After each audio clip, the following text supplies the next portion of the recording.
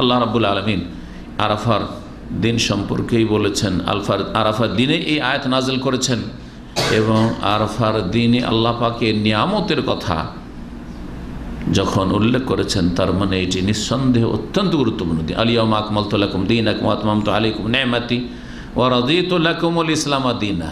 এটি আল্লাহ পাকের পক্ষ থেকে ঘোষণা। আপনি চিন্তা করেন, আজকে তোমাদের জন্য তোমাদের দিনকে পরিপূর্ণ করে দিলাম, কমপ্লিট করে দিলাম। আকমালতু লাকুম দীনাকুম, তার মানে এর আগে যেই দিন ছিল মানুষের, সেই দিন ছিল অসম্পূর্ণ, আর তোমাদের দিনকে শেষ নবী মুহাম্মদ রাসূলুল্লাহ সাল্লাল্লাহু আলাইহি ওয়াসাল্লামের মাধ্যমে আমি কি করলাম? কমপ্লিট করলাম, পূর্ণাঙ্গ। এটা কি আল্লাহ পাকের নিয়ামত নয়?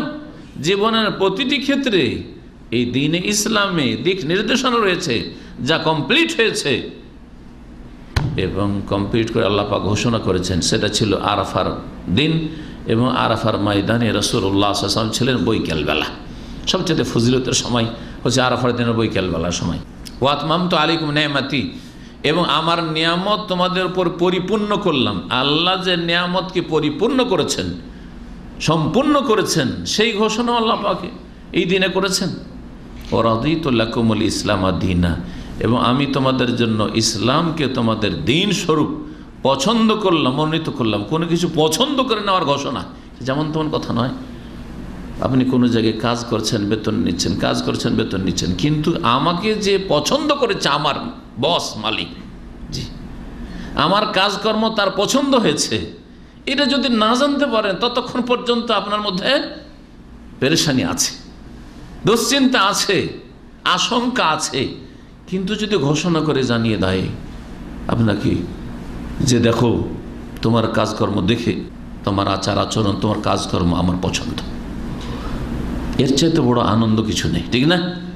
বেতন পেয়ে অত সুখী না যত সুখী মালিকের এই কথা শুনে।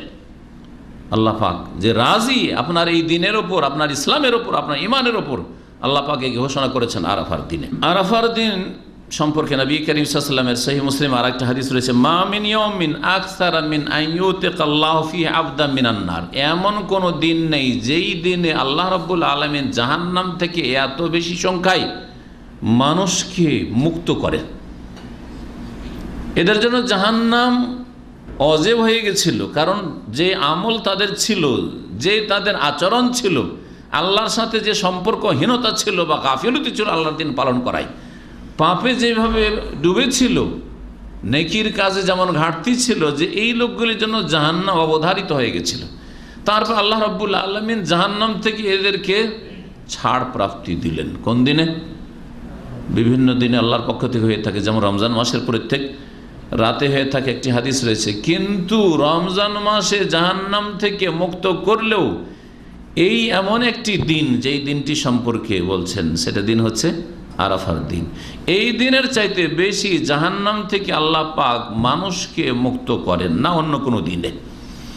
এমন কোনো দিন নেই যেই দিনে আল্লাহ পাক জাহান্নাম থেকে এত বেশি সংখ্যায় মুক্ত করেন মিনিয়ামে আরাফা, আরাফার দিনের চাইতে সবচেয়ে বেশি জাহান্নাম থেকে ছাড়প্রাপ্তি হাসিল হয় মানুষের আরাফার দিনে। ওয়া ইন্নাহু লা ইয়াদনু, এবং আল্লাহ রাব্বুল আলামিন অত্যন্ত নিকটবর্তী হয়ে যান বান্দার আরাফার দিনে। সুম্মা ইউবাহি বিহিমুল মালায়েকা, তারপরে হাজীদেরকে নিয়ে আল্লাহ পাক গৌরব করেন ফেরেশতাদের মাঝে। ফায়াকুল, আর বলেন, মা আরাদা হাওলাই, এরা কি করতে এসছে, এদের উদ্দেশ্য কি, এরা এত খরচা করে আর এত কষ্ট করে, এত মেহনত পরিশ্রম করে, এখানে এত ঝুঁকি নিয়ে এখানে কি জন্য হাজির হয়েছে? মা আরাদা হাওলা।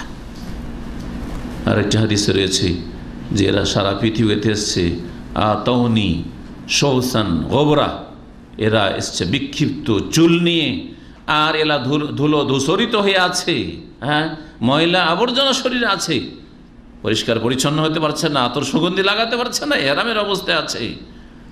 সুতরাং তোমাদেরকে সাক্ষী করছি যে আমি তাদেরকে মাফ করে দিলাম। এ হচ্ছে আরাফার দিন।